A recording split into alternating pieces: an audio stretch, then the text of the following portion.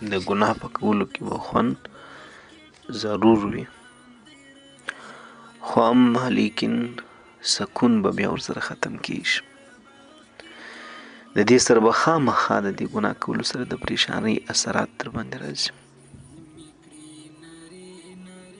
د یو داسې انسان لپاره چې هغه نیک وي، بیا د بدې ډېره مافې د ګندګۍ په کوهي کې لا نه یې ورلوېدلی، هغه په دې اثراتو په دې تاثیر یې پوهېږي.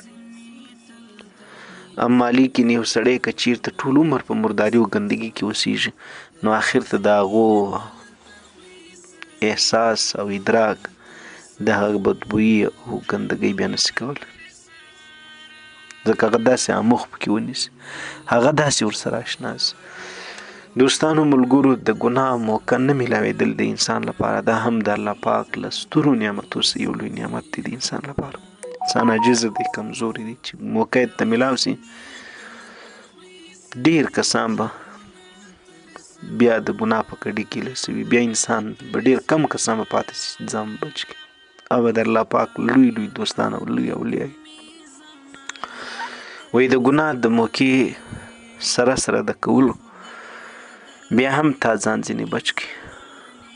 موقع درته میلاو سوه، کولی دې سوه، هېڅ تپوس و بحث خاص هم نه سو درڅه کېدلی، بیا دې هم د ایمان او د خدای د بیرې په خاطر تا هر څه پرېښول، وایي دې سړي لپاره جنت واجب دی.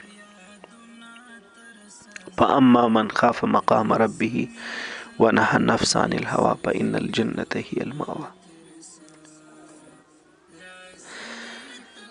دوستانو د خپل ځان عیب ته ګورئ، د خپل ځان په اصلاح باندې کوشش وکړئ چې ذکر و اذکار و نیکۍ انسان وکړي. وخت اخر دی، الله پاک دې پرده کوي، الله رب العزت دې موږ ایمان نه سره بیلوي.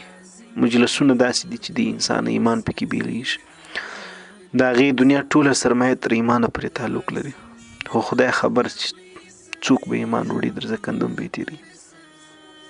داسې ګډوډي ده او داسې خبرې دي. د بل چا عیب لټول د هغه انسان مثال دی لکه یو مچ چې ټول بدن پرېږدي، دی راځي پر هغه خوږ ځای باندې کښېني.